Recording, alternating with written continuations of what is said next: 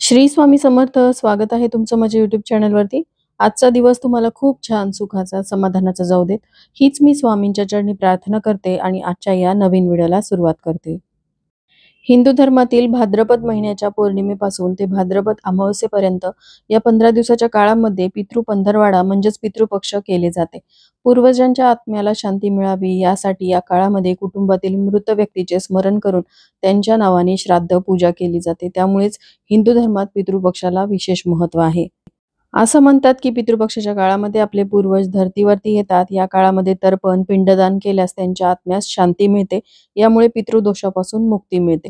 धार्मिक मान्यतेनुसार उद्या आलेल्या सर्व पितरी अमावस्येच्या दिवशी ज्यांना त्यांच्या पितरांची तिथी माहिती नाही किंवा या दिवशी ज्यांच्या पितरांचं श्राद्ध आलेलं आहे त्यांनी या दिवशी पितरांची विशेष पूजा करावी व काही नियमांचं पालन करावं.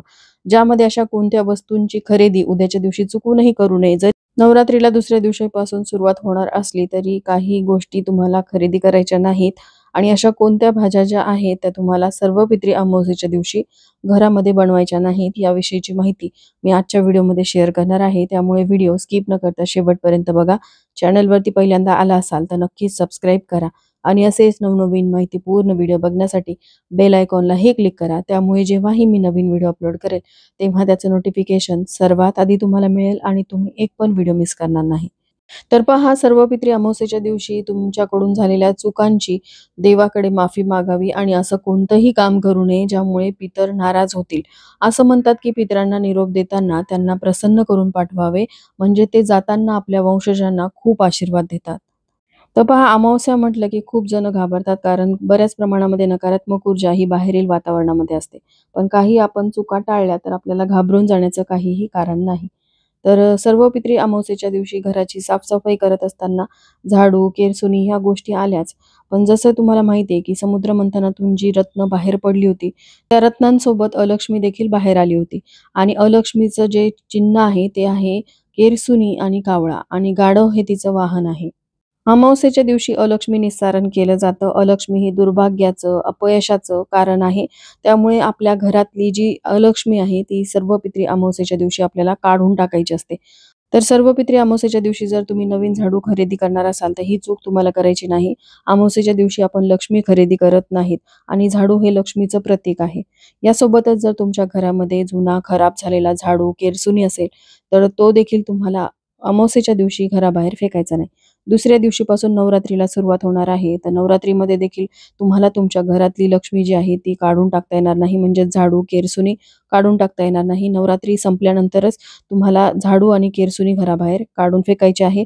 जर तुम्ही नवरात्रीमध्ये किंवा अमावस्येच्या दिवशी जर झाडू, केरसुनी घराबाहेर फेकली तर तुमच्या घरातून देवी लक्ष्मी काढता पाय घेईल आणि तुमच्या घरामध्ये गरिबी, दरिद्रता येऊ शकते.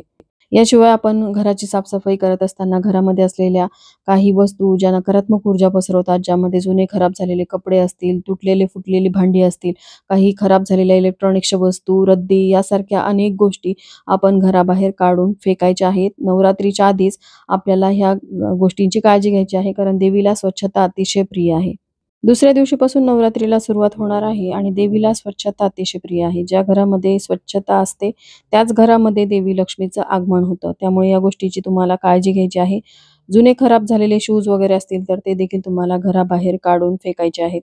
अमावस्येच्या दिवशी तेलाने मालिश करू नये अशी मान्यता आहे, कारण त्याचा संबंध पितरांशी असतो. सर्व पितरी अमावस्येच्या दिवशी पितरांचं शेवटचं जे श्राद्ध कार्य आहे ते देखील उरकून घेतलं जातं. काही कारणास्तव तुम्ही पितृच्या श्राद्ध तिथीला जर श्राद्ध घातलं नसेल तर ते उद्याच्या दिवशी तुम्ही घालवू शकता.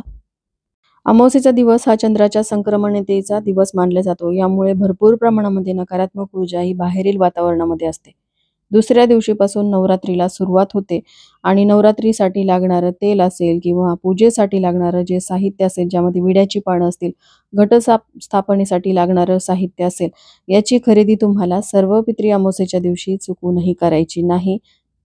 नवरात्रीसाठी लागणारं सगळं साहित्य तुम्ही नवरात्रीच्या दिवशी खरेदी करू शकता किंवा तुम्ही आज खरेदी करायचं आहे.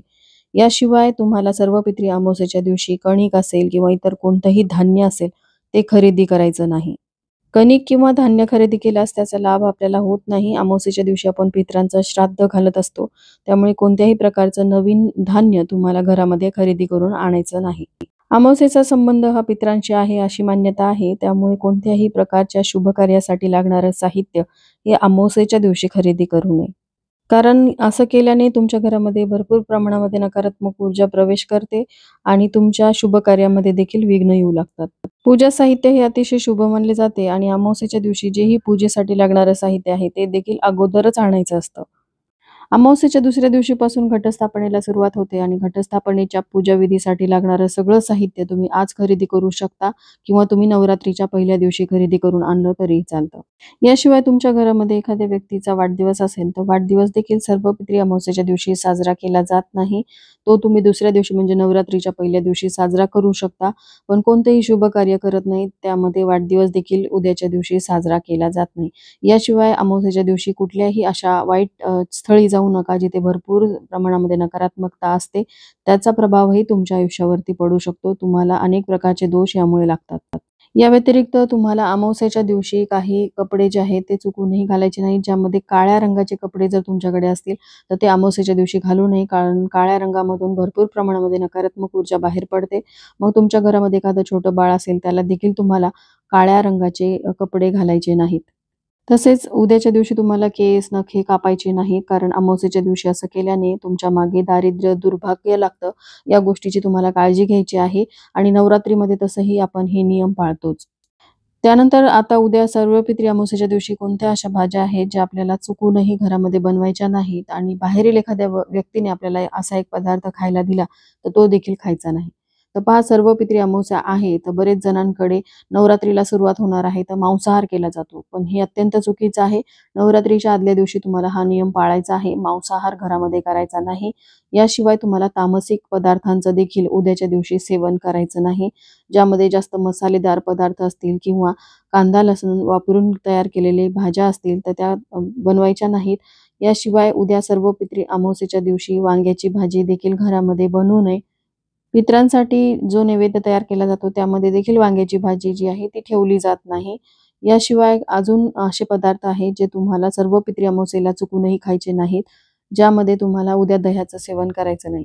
बघा सर्व पितरी अमावस्येच्या दिवशी दही भाताचा नैवेद्य आपण पितरांना अर्पण करतो.